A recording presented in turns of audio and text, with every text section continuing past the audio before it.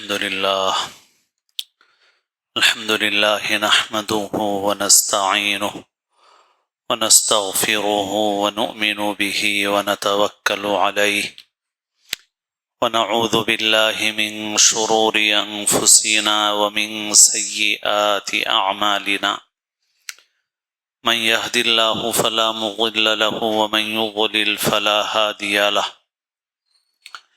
نشهد أن لا إله إلا الله وحده لا شريك له ونشهد أن سيدنا ونبينا ومولانا محمدا عبده ورسوله صلى الله تعالى عليه وعلى آله وأصحابه وأتباعه وأزواجه وذرياته وبارك وسلم تسليما كثيرا كثيرا أما بعد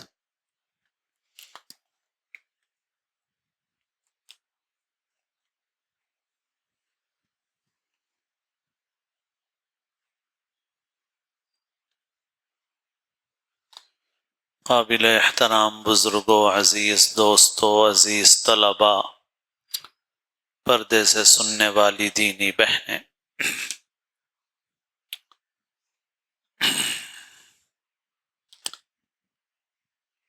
یہ ذی قعدہ کا مہینہ ہے اور اگلے مہینے ذی الحجہ میں دو عبادتیں ہیں جو اللہ تعالیٰ نے ہمارے لیے مقرر فرمائی ہے۔ ایک ہے حج اور ایک ہے قربانی۔ دو بڑی عیدیں اللہ نے رکھی ہیں مسلمانوں کے لیے۔ عید الفطر ہے جو رمضان گزرنے پر منائی گئی، عید الاضحیٰ ہے جو ذی الحجہ میں منائی جائے گی۔ عید الفطر روزوں اور تراویح سے جڑی ہوئی ہے اور عید الاضحیٰ حج اور قربانی کے ساتھ جڑی ہوئی ہے۔ اس سے ایک بات تو یہ معلوم ہوئی کہ مسلمانوں کی جو عید ہوتی ہے وہ عید اللہ کی یاد اور عبادت کے ساتھ ہوتی ہے، غفلت کے ساتھ نہیں ہوتی۔ پھر عید کے دن بھی اللہ تعالیٰ نے نماز مقرر فرمائی عید کی، کھاؤ پیو خوشی مناؤ مگر نماز بھی پڑھو۔ روزانہ کی 5 نمازیں پڑھتے ہو، عید کی نماز بھی پڑھو۔ تو یہ اللہ نے ہم کو طریقہ دیا، تو ہر مسلمان کو سمجھنا ہے اس دنیا کے اندر انسان ایک تھوڑے سے وقت کے لیے پیدا کیا گیا اور بھیجا گیا ہے۔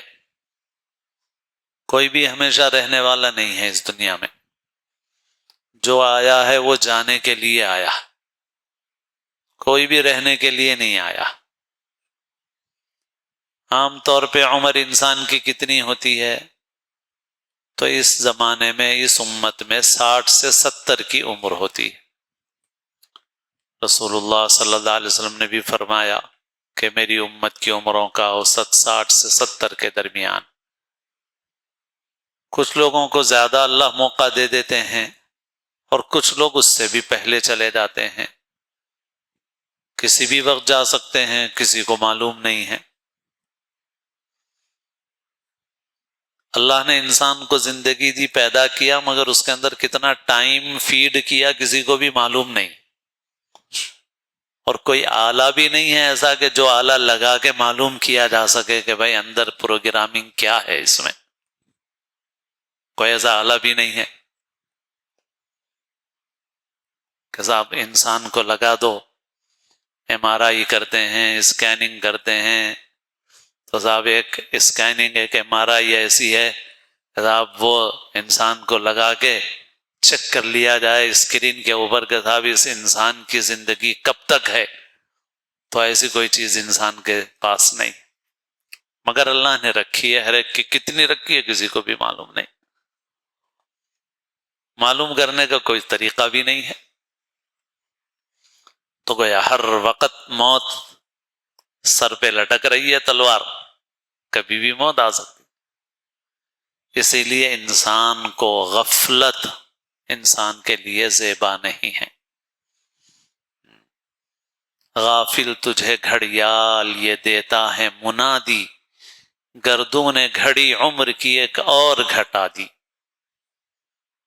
اشعار جو ہیں، اشعار میں تھوڑے الفاظ میں حکمت کی باتیں، بڑی بڑی قیمتی باتیں آتی ہیں، اس لیے اچھے اشعار یاد کرنا چاہیے، یاد رکھنا چاہیے۔ تو اس میں شاعر کہہ رہا ہے غافل تجھے گھڑیال یہ دیتا ہے منادی، یعنی گھڑی آواز دے رہی ہے تم کو، گھڑی کی ٹک ٹک ٹک ٹک آواز آتی ہے۔ اب ہم لوگوں کی یہ گھڑیاں ہیں تو آواز نہیں آ رہی ہے، مگر وہ جو گھڑی دیوار پہ لگی ہوئی ہے اس کو کان لگاؤ تو آتی ہے آواز،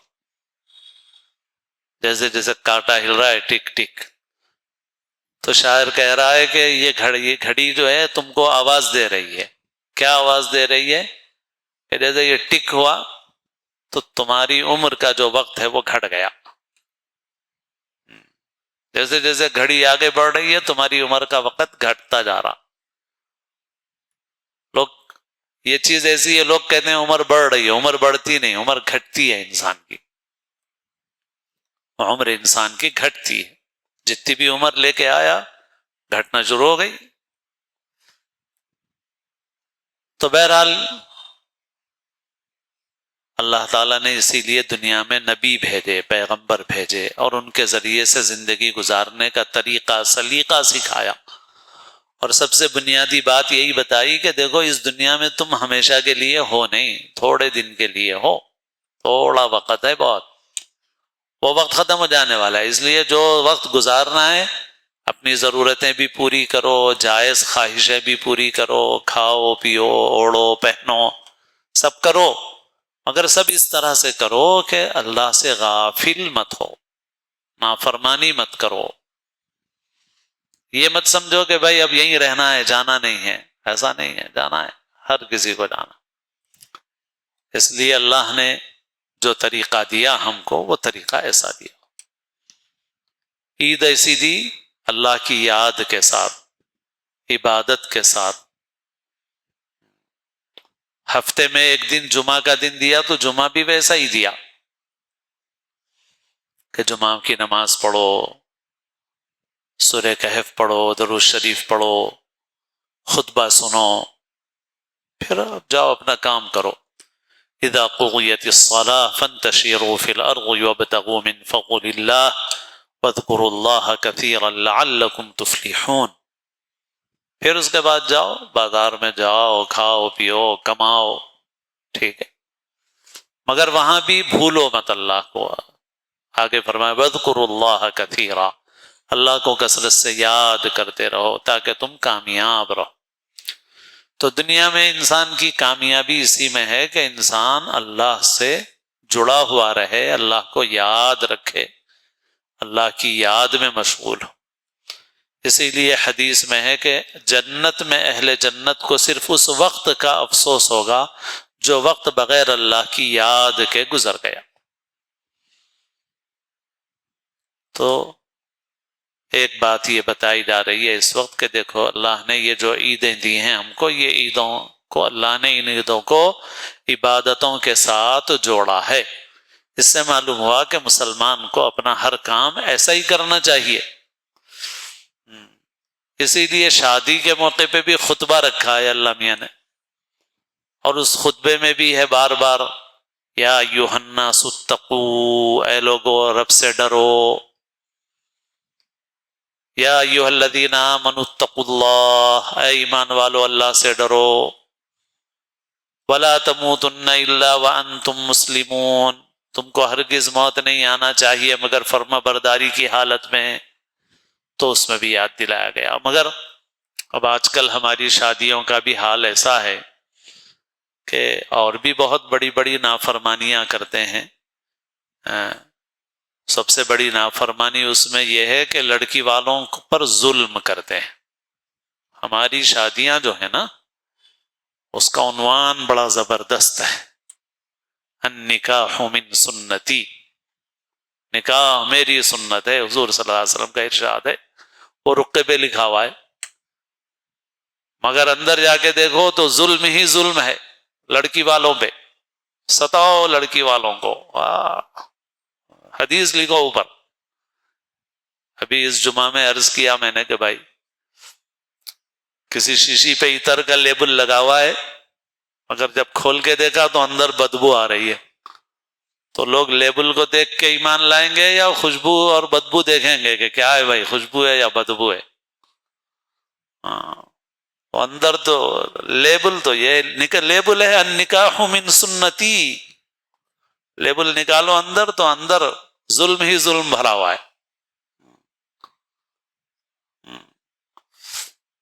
میں بولتا ہوں قاضی صاحب کے خطبے کی حد تک اسلام ہے، باقی سب مرضی ہے اپنی.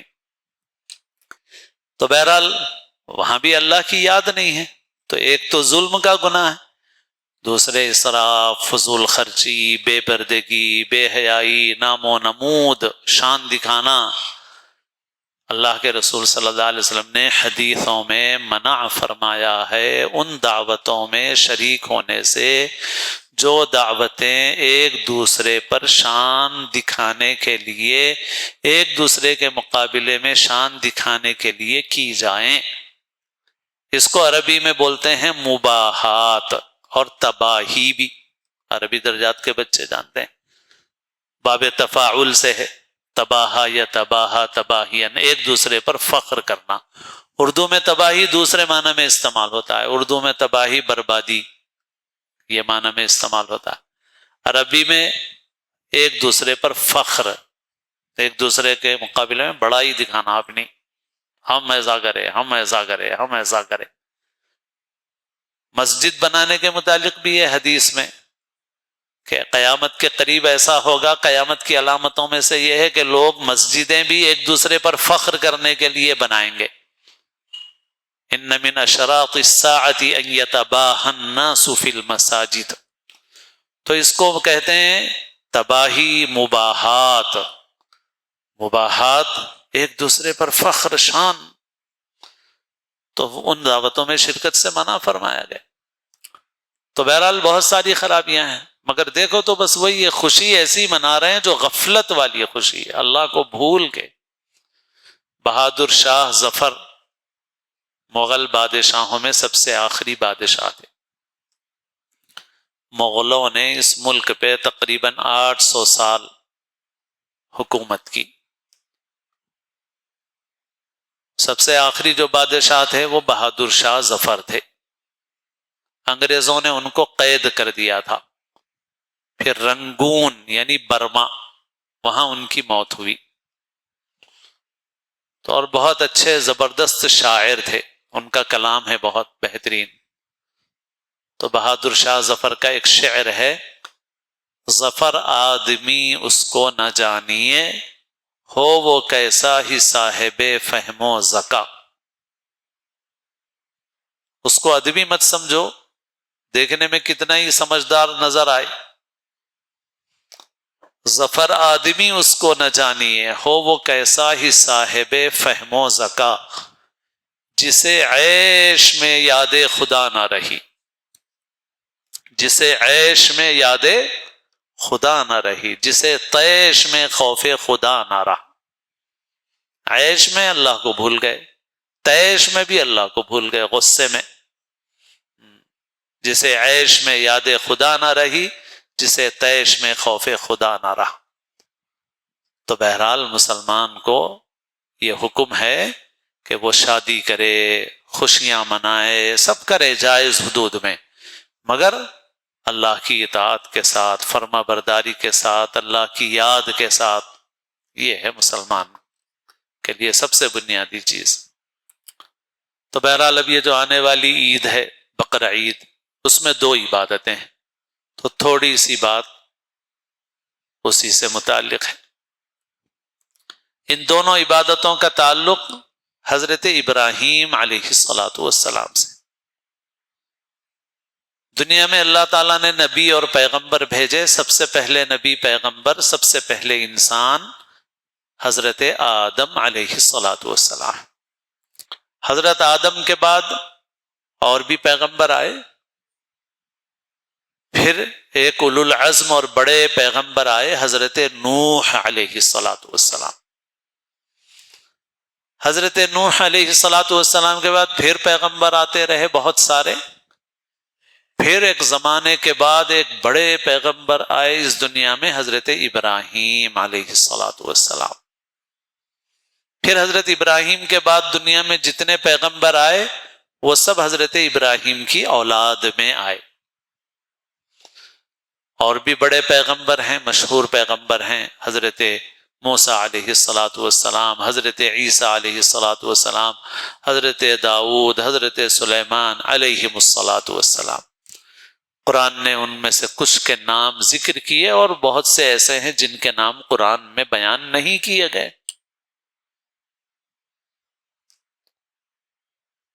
لیکن ہم سب رسولوں پیغمبروں پر ایمان رکھتے ہیں۔ تو ہمارے باپ حضرت آدم علیہ السلام ہیں، حضرت آدم کے بعد بڑے پیغمبر حضرت نوح علیہ السلام ہیں، پھر اس کے بعد ایک لمبے زمانے کے بعد حضرت ابراہیم علیہ السلام، پھر حضرت ابراہیم کی اولاد میں سارے پیغمبر ہیں۔ تو حضرت ابراہیم کے بعد جتنے لوگ آئے وہ سب کے سب اپنے کو حضرت ابراہیم کی طرف منسوب کرتے ہیں۔ اللہ نے حضرت ابراہیم کو بہت مقام و مرتبہ دیا، چنانچہ اب اس زمانے میں دنیا میں جو اور بڑے مذہب ہیں، عیسائی، یہودی، ان مذاہب کے ماننے والے، تو یہ سب حضرت ابراہیم کو اپنا بڑا مانتے ہیں۔ مکے کے لوگ بھی حضرت ابراہیم کو اپنا بڑا مانتے تھے، اگرچہ کہ بت پرستی کرنے لگے تھے مگر حضرت ابراہیم کو اپنا بڑا مانتے تھے۔ تو اللہ نے حضرت ابراہیم کو بہت بڑا مقام دیا۔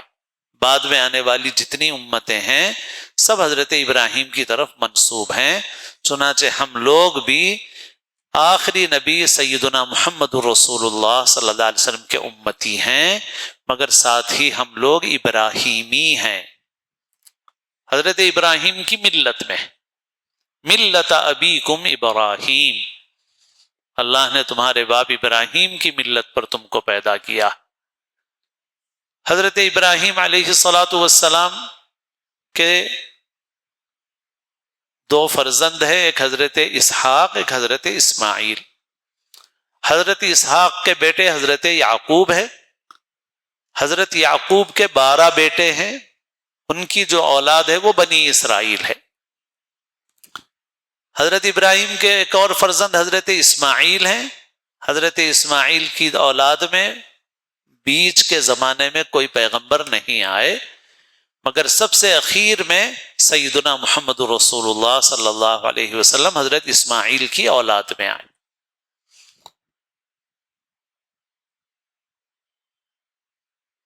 اب یہ جو حج اور قربانی ہے، ان دونوں کا تعلق حضرت ابراہیم سے ہے۔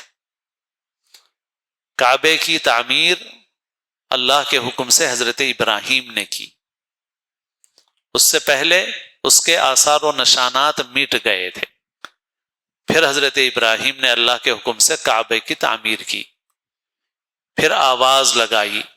حضرت ابراہیم کی آواز پر جن لوگوں نے لبیک کہا وہ حج کے لیے حاضر ہوتے ہیں۔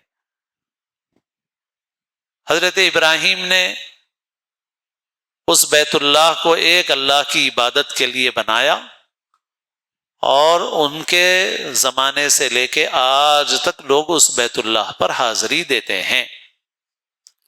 تو حج ایک ایسی عبادت ہے جس میں خاص طور پر بیت اللہ کی حاضری دی جاتی ہے، ویسے تو سال بھر دی جاتی ہے، سال بھر لوگ عمرہ کرتے ہیں، مگر حج کے اندر طواف کرنے کے ساتھ ساتھ کچھ اور کام کیے جاتے ہیں، اور اس کے ذریعے سے ایک عبادت انجام دی جاتی ہے جو اسلام کی کا ایک رکن ہے، وہ حج کی عبادت ہے۔ اور پھر اس حج میں بھی قربانی دیتے ہیں، یعنی ایک جانور ذبح کرتے ہیں اللہ کے لیے، اور حج میں جو لوگ نہیں گئے وہ اپنے اپنے گھروں میں قربانی دیتے ہیں اپنے اپنے مقامات پر، وہ آپ سب دیکھتے ہیں۔ تو یہ قربانی بھی حضرت ابراہیم کے عمل کی یادگار ہے۔ اب اس کا تقاضا یہ ہے کہ ہم لوگوں کو حضرت ابراہیم کی سیرت پڑھنا چاہیے۔ تو اس وجہ سے بچے بھی اور بڑے بھی سب اہتمام کریں اس کا کہ کوئی نہ کوئی کتاب چھوٹی بڑی حضرت ابراہیم کی سیرت کی پڑھیں۔ اب بچوں کے لیے ایک چھوٹی کتاب ہے بچوں کی قصص الانبیاء، اس میں مختلف پیغمبروں کے قصے ہیں، حضرت ابراہیم کا قصہ بھی ہے اس کے اندر، اور بھی کتابیں ہیں بازار میں، تو بچوں کو بھی پڑھنا چاہیے اور بڑوں کو بھی پڑھنا چاہیے۔ بڑے لوگوں کے لیے قصص الانبیاء نام کی بڑی کتاب بھی ہے، اور مختلف کتابیں ہیں۔ قرآن مجید میں کئی جگہوں پر حضرت ابراہیم کا قصہ بیان کیا گیا ہے، وہاں سے حضرت ابراہیم کے قصے کو، ان کی سیرت کو پڑھنا چاہیے، کیونکہ جب ہم ابراہیمی ہیں اور حضرت ابراہیم کے کیے ہوئے کاموں کی نقل اللہ کے حکم سے ہم کرتے ہیں، حج کرتے ہیں، قربانی کرتے ہیں، تو ہم کو حضرت ابراہیم کی زندگی کو بھی جاننا چاہیے، اور یہ بہت اہم چیز ہے۔ حضرت ابراہیم کی زندگی کے دو پہلو ہیں جو بہت نمایاں ہیں۔ باتیں تو بہت ساری ہیں مگر دو بڑی باتیں ہیں۔ ایک ہے حضرت ابراہیم ایک اللہ کی عبادت کرتے تھے جیسے سارے پیغمبر کرتے تھے، اور لوگوں کو اس کی بہت زبردست دعوت دیتے تھے۔ حالانکہ حضرت ابراہیم جس گھر میں اور جس ماحول میں پیدا ہوئے وہاں ہر طرف بت پرستی تھی، بت بناتے تھے، بت بیچتے تھے، مگر حضرت ابراہیم کو اللہ نے ایسی فطرت دی تھی کہ جب بہت چھوٹے بچے تھے، جیسے ہی سمجھ آئی ان کو، تو ان کے دل نے قبول نہیں کیا، انکار کر دیا کہ ایک اللہ کو چھوڑ کے ان کی عبادت نہیں کی جا سکتی۔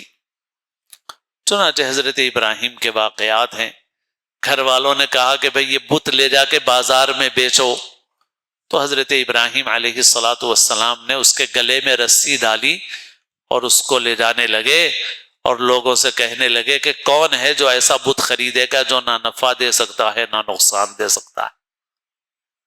تو سارے لوگ پریشان ہو گئے کہ بھئی ہم تو ڈرتے ہیں اس سے کہ یہ پتہ نہیں کیا کر دے گا، مگر یہ بچہ ایسا ہے کہ یہ اس کو گھسیٹ کے لے جا رہا۔ ہمارے ملک میں بھی بت پرستی عام ہے، مگر کسی مسلمان کو ایسا کام نہیں کرنا چاہیے کہ جو لڑائی جھگڑے فساد کا سبب بن جائے۔ جیسے تھوڑے دن پہلے ہمارے شہر میں سکندرآباد میں ایک واقعہ پیش آیا کہ ایک شخص جو مسلمان تھا، اس نے جا کر مندر میں ایک جگہ مورتی کو توڑ دیا، نقصان پہنچا دیا۔ اب اس سے بڑا فساد ہو گیا، بڑے مسائل ہو گئے، تو ایسا کرنا درست نہیں۔ بعد میں یہ معلوم ہوا کہ وہ آدمی ذہنی طور پہ متاثر تھا، مگر کسی کو جوش جذبے میں بھی ایسا نہیں کرنا چاہیے، ہر ایک کے کرنے کا کام تھوڑی ہے۔ حضرت ابراہیم نے اللہ کے حکم سے کیا تھا، وہ پیغمبر تھے اور اللہ کا حکم تھا، انہوں نے اپنی قوم کو سمجھانے کے لیے کیا، فساد کرنے کے لیے نہیں کیا تھا، لڑائی جھگڑے فساد کے لیے، قوم کو سمجھانے کے لیے کیا۔ باقی ہمارے ملک میں اب حالات ایسے ہیں، ابھی تھوڑے دن پہلے ہمارے شہر میں قریب میں ایک مندر میں گوشت کا ٹکڑا ملا، تو ٹینشن پیدا ہو گیا، کون گوشت کا ٹکڑا ڈالا بھیلا کے، نہ مسلمان نے ڈالا ہوگا۔ بعد میں CCTV کیمرے چیک کیے گئے تو معلوم ہوا کہ ایک کتا اپنے منہ میں گوشت اٹھا کے آیا، چھوڑ کے چلا گیا۔ تو میں نے کہا کوئی کتا ہی کر سکتا ہے، نہ ہندو کر سکتا ہے نہ مسلمان کر سکتا ہے۔ ایسی حرکت جو لوگوں کو لڑائے فساد پیدا کرے، ایسی فساد کرنے کی حرکت تو کوئی کتا ہی کر سکتا ہے، یعنی اگر کوئی انسان کی شکل میں بھی کرے گا تو کوئی جانور ہی ہوگا، وہ عقل نہیں ہوگی اس کو۔ اور ابھی تھوڑے دن پہلے ایک گاؤں میں بھی ایسا ہی واقعہ پیش آ گیا، تو مدرسے کے بچے وہاں ٹہلنے جاتے تھے، تو گاؤں والے پورا مدرسے پہ حملہ کر دیے، بڑی گڑبڑ ہوئی، لیکن بعد میں کیمرے دیکھے تو معلوم ہوا کہ بندر کھیلتے کھیلتے بندروں نے توڑ دیا. تو بچوں نے نہیں توڑا تھا، وہ بندر نے توڑا تھا. لیکن بہرحال اس سے بڑا اثر ہوا، اس کا علاقے میں بھی بڑے مسائل ہو گئے. اللہ تعالی حفاظت فرمائے. تو بہرحال یہ ہے کہ اس طرح کا کام کرنے کا ہر ایک کو حق نہیں ہے. اس طرح کا حضرت ابراہیم پیغمبر تھے، اللہ کا حکم تھا، قوم کو سمجھانے کے لیے انہوں نے ایسا کیا، اور سمجھانا ہمارا بھی کام ہے. باقی اس طرح کی کوئی حرکت کرنا ہمارا کام نہیں، بلکہ ہمارے دین نے ہم کو یہ بھی حکم دیا ہے کہ ہم کسی کے معبودوں کو گالی بھی نہ دیں، برا بھلا نہ کہیں. ہم یہ بولیں گے کہ بھئی ان کے ہاتھ میں نفع نہیں ہے، نقصان نہیں ہے، نفع نقصان صرف ایک اللہ کے ہاتھ میں ہے. اور خود ہمارے ملک کے بھی جو ہندو بھائی ہیں، ہندو بھائیوں میں جو بہت سارے ایسے ہیں جو اس مورتی پوجا کے قائل نہیں ہیں بالکل. آپ یوٹیوب پہ بھی، سوشل میڈیا پہ بھی دیکھیں گے کہ بہت سے ہندو جو بڑے مذہبی پیشوا ہیں، گیروے کپڑے، سفید کپڑے پہنے ہوئے، ماتھے پر لگائے ہوئے، کشکا لگائے ہوئے، اور وہ خود آ کے بولتے ہیں کہ بھئی ہمارے پاس مورتی پوجا نہیں ہے. یہ بعد میں آئی ہے، مورتی پوجا نہیں. ایشور، پرمیشور جو بھی بولتے ہیں وہ ایک ہے، اس کی کوئی تصویر نہیں ہے. ان میں بھی ہیں، ان میں بھی ایسے بہت لوگ ہیں جو یہ بولتے ہیں کہ اس کی کوئی تصویر نہیں ہے. اس کی یہ تصویریں بعد میں آئی ہیں، اس کی کوئی تصویر نہیں ہے، اس کی کوئی تصویر نہیں بنا سکتا. بات تو صحیح ہے وہی. تو بہرحال حضرت ابراہیم کی زندگی کی بنیادی چیز یہ ہے، ایک اللہ کی عبادت اور بندگی، بس اللہ کے ساتھ کسی کو شریک نہ کرنا. مگر انسانوں کی کمزوری ہے، ایک کمزوری یہ ہے کہ انسان آہستہ آہستہ راستے سے ہٹ جاتا. چنانچہ حضرت ابراہیم نے جو کعبہ ایک اللہ کی عبادت کے لیے بنایا تھا، مکے کے لوگوں نے وہیں پہ بت رکھ دیے تھے. حالانکہ حضرت ابراہیم بنائے کس لیے تھے؟ ایک اللہ کی عبادت کے لیے، مگر مکے والوں نے وہیں پر بت رکھ دیے تھے. تو پھر اللہ کے رسول صلی اللہ علیہ وسلم نے محنت کی اور اس کو بتوں سے پاک و صاف کیا. ایسے ہی انسانوں کے دلوں میں بت پرستی آ جاتی ہے، شرک آ جاتا ہے، اس کو نکالنا یہ پیغمبروں کا کام ہے، پیغمبروں پر ایمان رکھنے والوں کا کام ہے. تو ایک بنیادی چیز یہ ہے. دوسری بنیادی چیز حضرت ابراہیم کی زندگی کی ہے اطاعت اور فرما برداری. جو اللہ کا حکم ہے اس کو ماننا ہے. اسی کو کہتے ہیں اسلام. اسلام کے معنی سرنڈر کر دینا، اپنے کو جھکا دینا اللہ کے حکم کے سامنے. اور حضرت ابراہیم نے کیسی اطاعت و فرما برداری دکھائی، وہ قربانی کے واقعے سے معلوم ہوتا ہے، جس کو زیادہ تفصیل سے عرض کرنے کا اس وقت موقع نہیں ہے کہ میں آپ سے لمبی بات کر سکوں. مختصراً یہ کہ اللہ نے حضرت ابراہیم کو خواب میں دکھایا کہ وہ اپنے بیٹے کو ذبح کر رہے ہیں. ایک دن خواب دیکھا، دوسرے دن دیکھا، تیسرے دن دیکھا، تو سمجھ گئے کہ یہ اللہ کا حکم ہے. تو اپنے بیٹے حضرت اسماعیل کو لے گئے اور ان کی گردن پر چھری چلائی انہوں نے. مگر اللہ تعالیٰ نے یہ کیا کہ جب وہ چھری چلا رہے تھے، اللہ نے وہاں سے حضرت اسماعیل کو ہٹا دیا اور جنت سے آیا ہوا ایک دمبا وہاں پر رکھ دیا گیا. وہ دمبا ذبح ہو گیا. حضرت ابراہیم نے جو خواب دیکھا تھا وہ خواب تو حضرت ابراہیم نے پورا کر دیا، کیونکہ انہوں نے تو بیٹے کے گردن پہ چھری چلائی. لیکن اللہ نے حضرت اسماعیل کو بچا لیا اور وہ جانور ان کی جگہ پہ ذبح ہو گیا. پھر اللہ نے آنے والے تمام مسلمانوں کو حکم دیا کہ وہ اس عمل کی یاد میں ہر سال قربانی کریں. تو ہم لوگ ساری قربانی کرتے ہیں اسی کی وجہ سے، حج میں بھی کرتے ہیں، اپنی اپنی جگہوں پر بھی کرتے ہیں. تو یہ قربانی جانور کی قربانی نہیں ہے، یہ قربانی اپنے بیٹے کی قربانی ہے. یعنی اللہ کے حکم کو پورا کرنے کے لیے جو بھی کرنا پڑے وہ کرے. اور اسی منظر کو قرآن نے یوں بیان کیا فلما اسلما وتلہ للجبین، جب باپ بیٹا دونوں اللہ کے حکم کے سامنے جھک گئے، اسلما، دونوں اللہ کے حکم کے سامنے جھک گئے، باپ ذبح کرنے تیار ہے، بیٹا ذبح ہونے کے لیے تیار ہے، اسی کو کہتے ہیں اطاعت و فرما برداری۔ تو یہ دو بنیادی وصف ہیں حضرت ابراہیم کی زندگی کے، ایک ہے توحید اور ایک ہے اسلام، یعنی اطاعت و فرما برداری، اللہ کے حکم کے سامنے پوری طرح سے سر جھکا دینا۔ یہ قربانی کا سبق ہے، صرف جانور ذبح کرنا قربانی نہیں ہے، قربانی یہ ہے کہ پوری زندگی اللہ کے حکم کے مطابق گزاری جائے اور اللہ کے حکم کے سامنے اپنا سر جھکا دیا جائے۔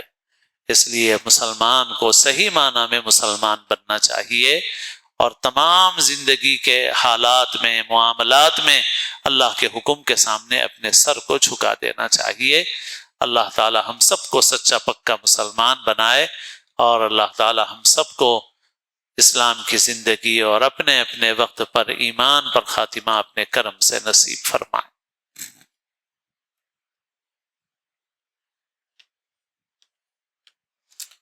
ایک سوال ہے کہ کیا ایک قربانی سب کی طرف سے کافی ہو جاتی ہے؟ تو اگر گھر میں کئی لوگ مالدار ہیں، صاحب نصاب ہیں، تو سب کی الگ الگ قربانی ضروری ہے۔ گھر میں اگر سب لوگ مالدار نہیں ہیں، گھر کا جو سربراہ ہے خاندان کا وہی اکیلا مالدار ہے، صاحب نصاب ہے، تو پھر اس کی قربانی سب کی طرف سے ہو گئی۔ لیکن جو بعض ہمارے ساتھی یہ بولتے ہیں کہ بھائی چاہے کئی لوگ مالدار ہوں مگر ایک قربانی کافی ہے، وہ صحیح نہیں ہے۔ ہاں، اگر گھر میں کئی مالدار اور صاحب نصاب ہیں تو سب کی الگ الگ قربانی دینا ضروری۔ یہ سوال بھی آتا ہے کہ بجائے قربانی کرنے کے وہ پیسہ صدقہ کر دیں، تو قربانی کے 3 دنوں میں قربانی کے عمل سے زیادہ فضیلت والا کوئی اور عمل نہیں ہے۔ ما عمل ابن آدم من عمل یوم النحر احب الى اللہ من احراق الدم، قربانی کے دن قربانی کا عمل اللہ کو سب سے زیادہ محبوب ہے، لہٰذا اس دن قربانی چھوڑ کر اس مال کو صدقہ کرنا یہ درست نہیں ہے اگر قربانی اس پر واجب ہے۔ اگر واجب نہیں ہے آپ پہ قربانی، نفل ہے آپ کے لیے، تو آپ کو اختیار ہے، چاہے قربانی کریں چاہے صدقہ کر دیں، لیکن اس دن قربانی ہی افضل ہے اس کے لیے بھی جو نفل کرنا چاہے۔ اور اگر واجب قربانی چھوڑ کے کوئی صدقہ کر دے تو پھر اس پر واجب باقی رہ جائے گا، واجب کو چھوڑنے کا گناہ ہوگا۔ اس لیے بعض لوگ جو ایسی بات چلاتے ہیں کہ بھائی قربانی کرے تو گویا نعوذ باللہ ضائع ہو جا رہا پیسہ، لہذا بجائے قربانی کرنے کے صدقہ کر دو، یہ درست نہیں ہے۔ قربانی واجب ہے تو قربانی کرنا ضروری ہے آپ کو، صدقے کے لیے پورا سال ہے، ان 3 دنوں کے علاوہ باقی 360 دن کے جتنے دن بچے ہوئے ہیں سب میں صدقہ کرتے رہو آپ، لیکن ان 3 دنوں میں قربانی سب سے افضل عمل ہے، قربانی کا عمل سب سے افضل۔ جمعہ میں اس بار بھی کچھ اشارہ کیا کہ قربانی کے موقع پر صفائی کا اہتمام بہت ضروری ہے، اور ہم مسلمانوں کی طرف سے اس معاملے میں بہت کوتاہی اور بہت غلطی ہو رہی ہے۔ سب سے پہلے تو اعتراف کرنا چاہیے اس کا ہم لوگوں کو، اور پھر اس کی اصلاح کی کوشش کرنا چاہیے، بالخصوص ایسے علاقوں میں جہاں پر ہم غیر مسلم بھائیوں کے ساتھ رہتے ہیں، اور اپنے بھی محلوں میں کرنا چاہیے، کیونکہ اپنے بھی محلے میں سب کو تکلیف پہنچائیں آپ، اس کی تو اجازت نہیں ہے۔ لہذا کچرا پھینکنے کے لیے تھیلیوں کا اہتمام، جو آج کل کالے تھیلے آتے ہیں کچرا پھینکنے کے لیے، پیسہ خرچ کرو اس کے اوپر، کچھ پیسے خرچ ہوں کوئی بات نہیں ہے، زیادہ وزن ہے اس کے اندر تو 2 تھیلے لے کے ڈالو اس کے اندر تاکہ پھٹ کے باہر نہ نکلے، غلاظت آلائش اس کے اندر رکھو، اس کو لے جا کے جہاں ڈالنا ہے وہاں ڈالو، بلدیہ والوں کے ساتھ، G H M C municipal corporation والوں کے ساتھ تعاون کرو، اور گھروں میں بھی ایسی جگہیں بناؤ کہ جہاں پر جو چیز بہنے کی ہے وہیں بہہ جائے، اور جن چیزوں سے نالی وغیرہ بند ہوتی ہے وہ اس میں نہ جائے، باقی خون چلا جائے اس میں، پانی چلا جائے اس میں، اور باقی جو آلائش ہے جسم والی اس کو تھیلوں ویلوں میں بند کر کے اس کو صحیح جگہ پہ پہنچانے کی کوشش کی جائے۔ یہ مزاج بنانا بہت ضروری ہے، اسلام کا حکم ہے، اور بالخصوص اگر ہم دوسروں کے ساتھ رہتے ہیں تو پڑوسیوں کو ایذا اور تکلیف بھی پہنچا رہے ہیں، کیونکہ دیکھنے میں یہ آ رہا ہے کہ بعض جگہوں پر ہماری ان غلطیوں کی وجہ سے دوسرے لوگوں کو ہم سے بدگمانی ہو جاتی ہے، ہمارے دین سے بدگمانی ہو جاتی ہے۔ اس لیے مسلمانوں کو بہت اہتمام کرنا چاہیے، اس بات کو بہت چلانے کی، پھیلانے کی، اس فکر کو پھیلانے کی بہت ضرورت ہے۔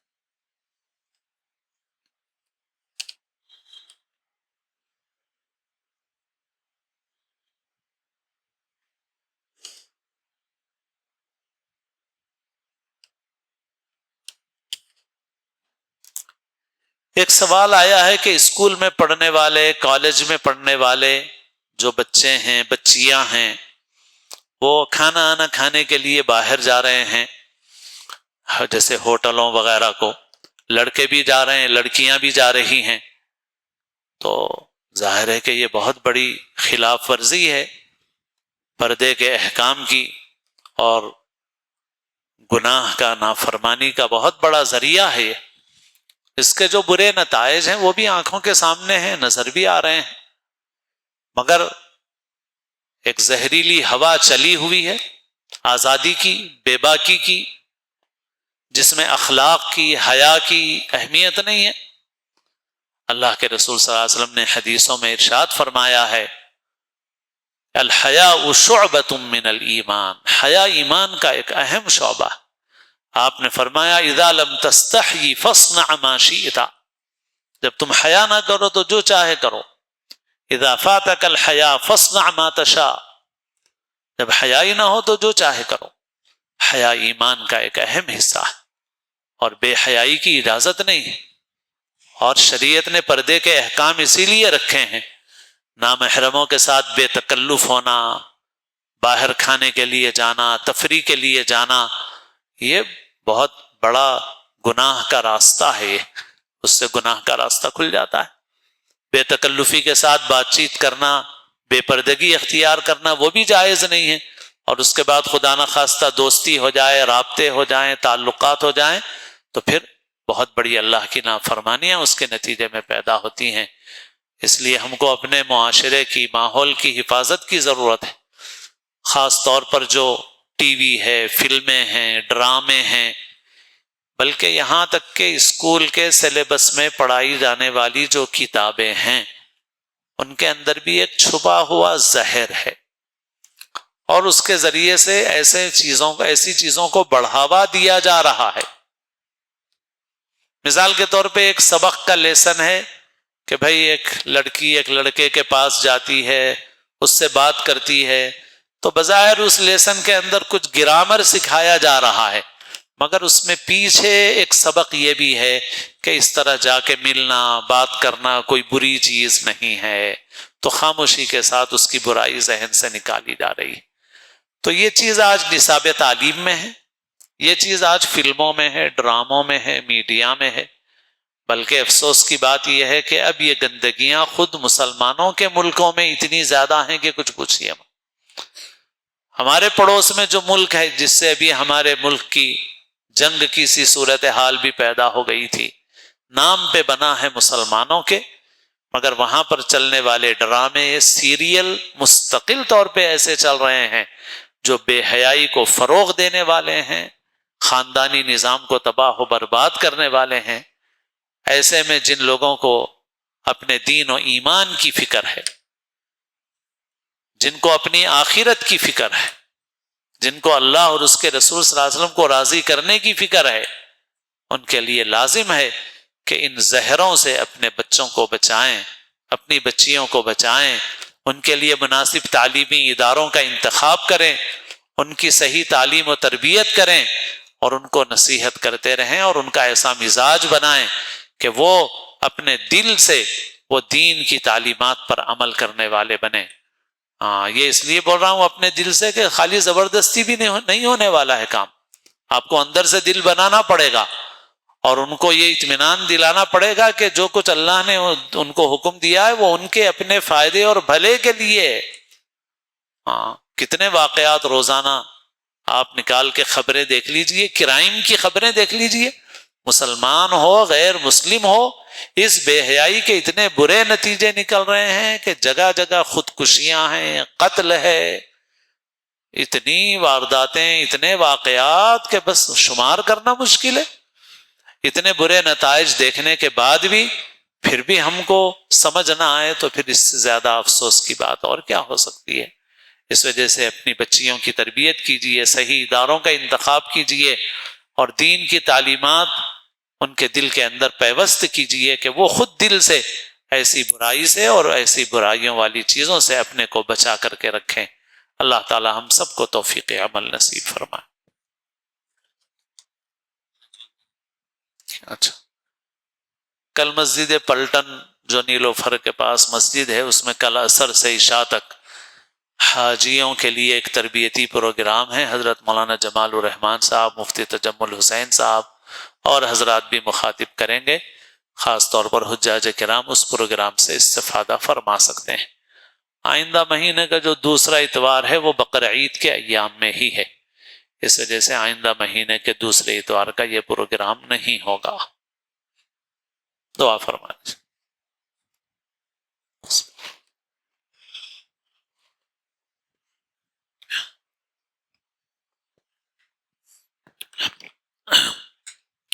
الحمدللہ رب العالمین والصلاة والسلام علی سید المرسلین۔ ربنا ظلمنا انفسنا وإن لم تغفر لنا وترحمنا لنكونن من الخاسرین۔ ربنا آتنا فی الدنیا حسنہ وفی الآخرة حسنہ وقنا عذاب النار۔ اے اللہ اپنے فضل سے، اپنے کرم سے ہماری اور ہر مومن کی مغفرت فرما دیجئے۔ اے اللہ ہمارے اگلے پچھلے چھوٹے بڑے گناہوں کو معاف فرما دیجئے۔ اے اللہ ہماری اور ہر مومن کی تمام جائز حاجتوں کو، مقاصد کو، مرادوں کو پورا فرما دیجئے۔ اے اللہ ہمارے بیماروں کو شفاء کامل عاجل مستمر عطا فرما دیجئے۔ پریشان حالوں کی پریشانیوں کو دور فرمائیے، مقروضوں کو قرض کے بوجھ سے سبکدوش فرمائیے، بے روزگاروں کو حلال روزگار نصیب فرمائیے، بے نکاحوں کو مناسب جوڑ عطا فرمائیے اور سادگی کے ساتھ شریعت کے احکام کے مطابق نکاح کی توفیق نصیب فرمائیے۔ اے اللہ تمام دنیا کے مسلمانوں کے ایمان کی، جان و مال کی، عزت و آبرو کی حفاظت فرمائیے۔ اے اللہ ہمارے ملک میں امن و امان نصیب فرمائیے۔ اے اللہ جو لوگ شر اور فساد پھیلانا چاہتے ہیں ان کی تدبیروں کو ناکام فرما دیجئے۔ اے اللہ ہر خیر عطا فرمائیے، ہر شر سے ہماری حفاظت فرمائیے۔ ہم سب کو اپنے اپنے وقت پر محض اپنے فضل و کرم سے کامل ایمان پر خاتمہ نصیب فرمائیے۔ ربنا تقبل منا انك انت السميع العليم وتب علينا انك انت التواب الرحيم وصلى الله وسلم على خير خلقه محمد وآله وصحبه اجمعين برحمتك يا ارحم الراحمين۔